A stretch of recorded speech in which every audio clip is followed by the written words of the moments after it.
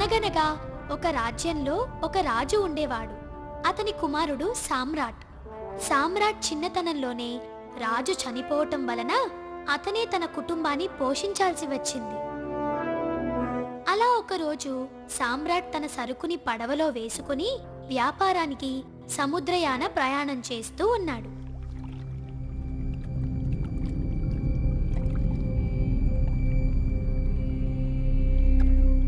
అలా వ్యాపారం చేస్తూ లాభాలను ఆర్జిస్తున్నాడు.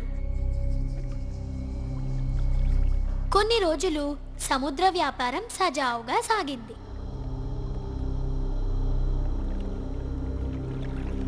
ఇప్పటికే చాలా దూరం ప్రయాణం చేసి అలసిపోయాం.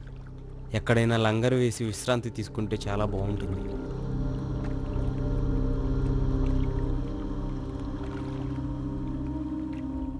ఇంతలోనే వారికి ఒక ద్వీపం కనిపించింది. అక్కడేదో ద్వీపం ఉన్నట్టుంది. అక్కడ లంగరు వేసి హాయిగా విశ్రాంతి తీసుకుందాం.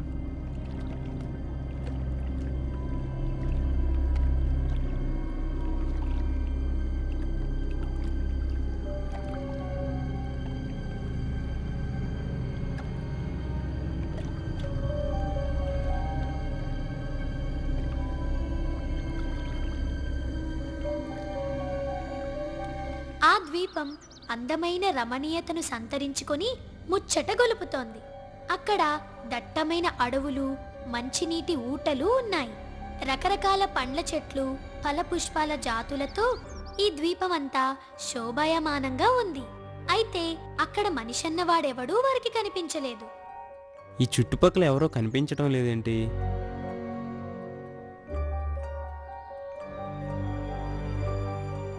ఆ ప్రకృతిని ఆస్వాదిస్తూ రకరకాల పండ్లు తింటూ స్వచ్ఛమైన తీయని ఊటనీరు త్రాగుతూ అందమైన ఆ ప్రకృతిని చూస్తూ లోపలికి నడిచిపోయారు.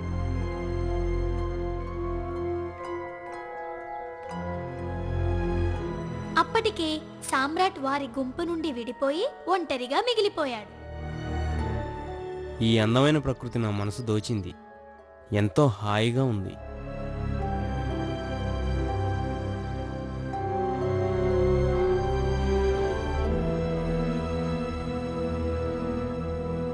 అరే, నేను మా గుంపు నుంచి విడిపోయానే. సరేలే, ఈ పచ్చిక బయళ్లలో నిద్రపోతాను.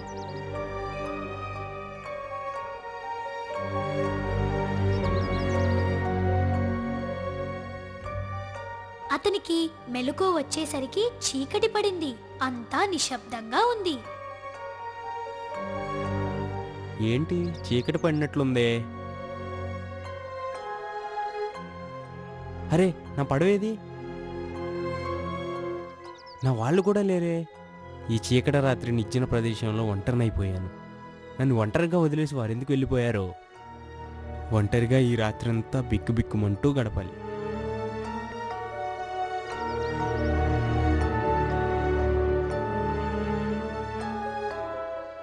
అలా నావికుడైన సామ్రాట్ ఒక పెద్ద గుండ్రంగా ఉన్న తెల్లని ఆకారాన్ని చూశాడు.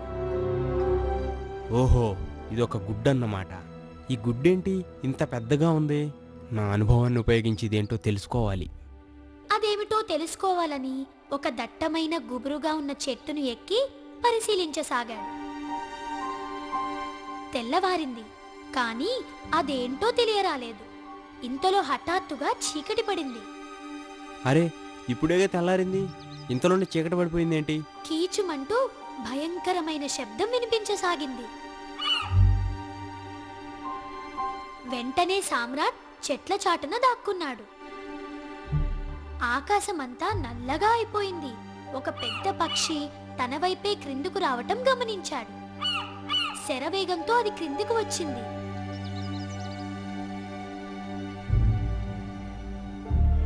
ఇదే గండబేరుండి పక్షి అనుకుంటా. ఇలాంటి పక్షి ఒకటి ఉందని కథల్లో చదవటం వినటమే కానీ ఎప్పుడూ చూడలేదు. అమ్మో, దీని కళ్ళు మర్రి చెట్టు మానంత ఉన్నాయి. ఓహో, ఈ తెల్లటి గుడ్డు ఈ గండబేరుండ పక్షిదా? ఇదేంటి ఆ గుడ్డుపై కూర్చొని నిద్రపోతున్నట్టుంది? వెంటనే అతనికి ఒక ఉపాయం తట్టింది.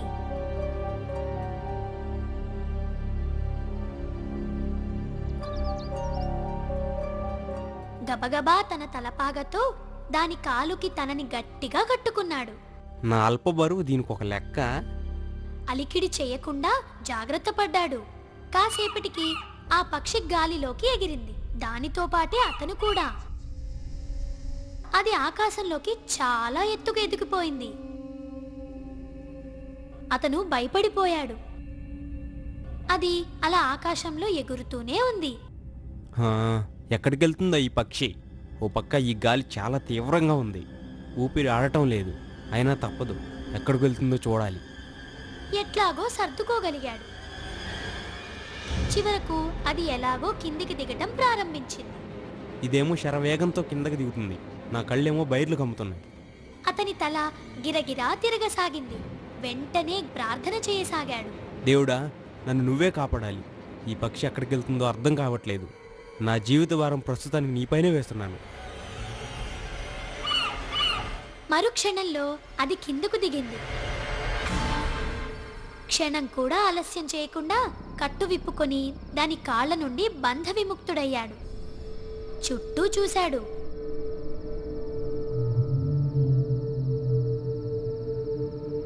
అదొక పెద్ద బండరాళ్ల పర్వతం లోయ.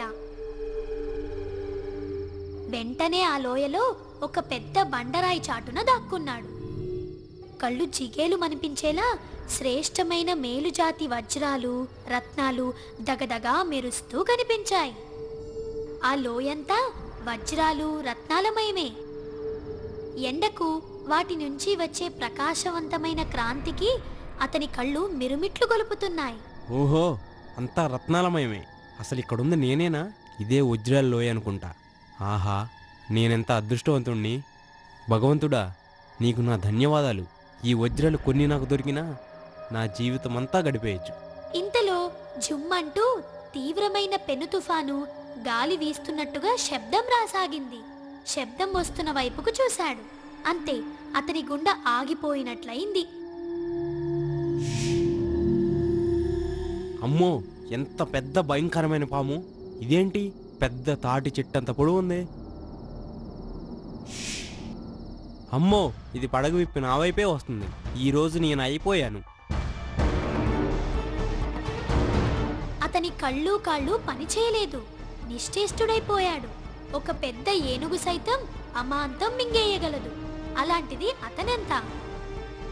అంతలో హఠాత్తుగా ఆ సర్పం కోసమే ఎదురు చూస్తున్నట్టుగా ఆ పక్షి వచ్చి పామును తన్నుకొని పైకి ఎగిరిపోయింది. అమ్మయ్య, పాము గండం నుంచి తప్పించుకున్నాను. ఈ లోయలో ఇలా ఎంతసేపు ఉండాలో చాలా భయం వేస్తుంది. బిక్కు బిక్కుమంటూ లోయలో ఒంటరిగా మిగిలిపోయాడు. ఆ లోయంతా సర్పాలతో భయంకరంగా ఉంది. అయితే అవి ఆ పక్షికి భయపడి పగలు బయటికి రావు. చీకటి పడగానే తమ ప్రతాపం చూపిస్తాయి. పొరపాటున ఏదైనా పాము బయటికి వచ్చిందా ఆ గండబేరుడి పక్షికి బలైపోవాల్సిందే. ఇందాక ఆ సర్పానికి అదే గతి పట్టింది. అతనింకా భయపడసాగాడు. అంతా నిశ్శబ్దంగా ఉంది.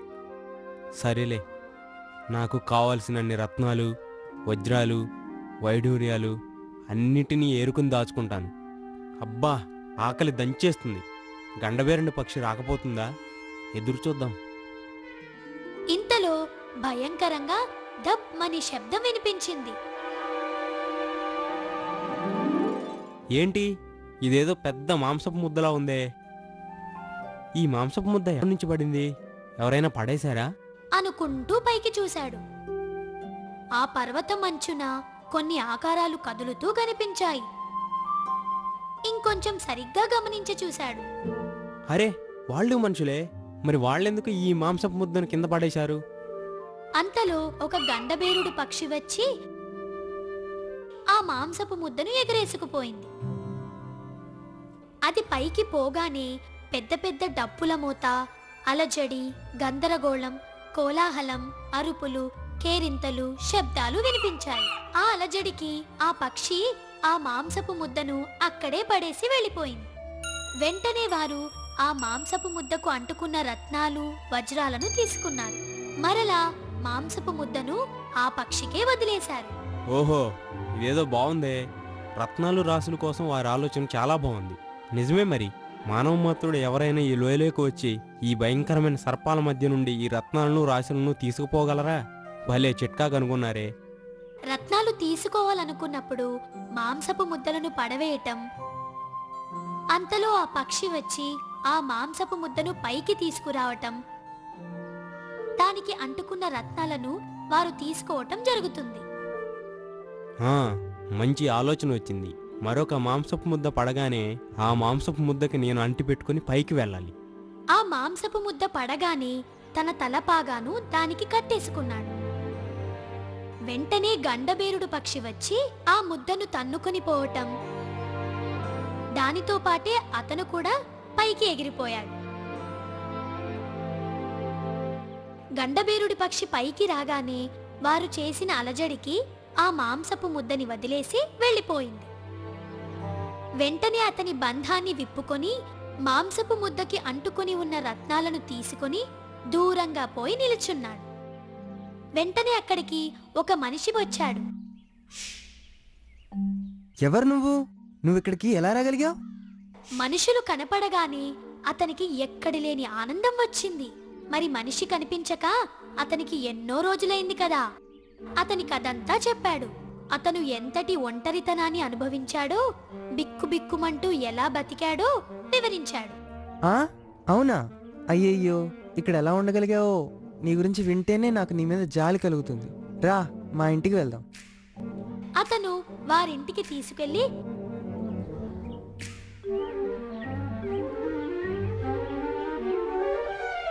సకల మర్యాదలు చేశాడు. అయ్యా, మీరు నన్ను ఆదరించి నా యందు దయతలచి సకల మర్యాదలో చేశారు. మీకు నా రత్నాలను ఇస్తున్నాను, తీసుకోండి. కొన్ని రోజులు అక్కడే గడిపాడు. అటు పిమ్మట అతనికి ఇంటిపై ధ్యాస కలిగింది. నేను మా ఇంటికి వెళ్ళాలి. ఇంటి దగ్గర నా కుటుంబ సభ్యులు ఎలా ఉన్నారో. నేను మా నగరానికి తిరిగి వెళ్తాను. అతనికి ఈ విషయం చెప్పగానే కాదనలేక అతను సరే అన్నాడు. సరే మిత్రమా, నువ్వు ఎటువంటి అభ్యంతరం లేకుండా వెళ్ళవచ్చు. అయ్యా, నా దగ్గర ఉన్న కొన్ని రత్నాలు మీకు అమ్మి కొంచెం డబ్బు తీసుకోవాలనుకుంటున్నాను. మీకు సమ్మతమేనా? దాంతో నాకు కావలసిన కొంత సరుకు కొంటాను. తప్పకుండా మిత్రమా, నీకు కావలసిన సరుకులు తీసుకో. మరొక్కసారి ఆ భయంకరమైన సర్పాల లోయను చూడటానికి అక్కడికి వెళ్ళాడు సామ్రాట్. అది చాలా పెద్ద లోయ. అక్కడి నుండి పడిపోతే చనిపోవాల్సిందే కాని బ్రతికే అవకాశమే లేదు. పెద్ద పెద్ద బండరాళ్ళు నున్నగా, చెట్లు చేమలు దుప్పలతో నిండి ఉన్నాయి. ఆ గండబేరుండి పక్షే నన్ను కాపాడింది. లేకుంటే నేను ఈ భయంకర సర్పాల మధ్యన చనిపోవాల్సిందే. ఆ గండబేరుండి పక్షే నాకు ప్రాణదాత. ఎందుకంటే లోయలోనికి అదే తీసుకువెళ్ళింది, అదే బయట పడవేసింది. ఓ గండబేరుండా, నీకు నా ధన్యవాదాలు. మొత్తానికి అతని పడవెక్కి వ్యాపారం చేసుకుంటూ బదాద్ నగరానికి చేరుకున్నాడు.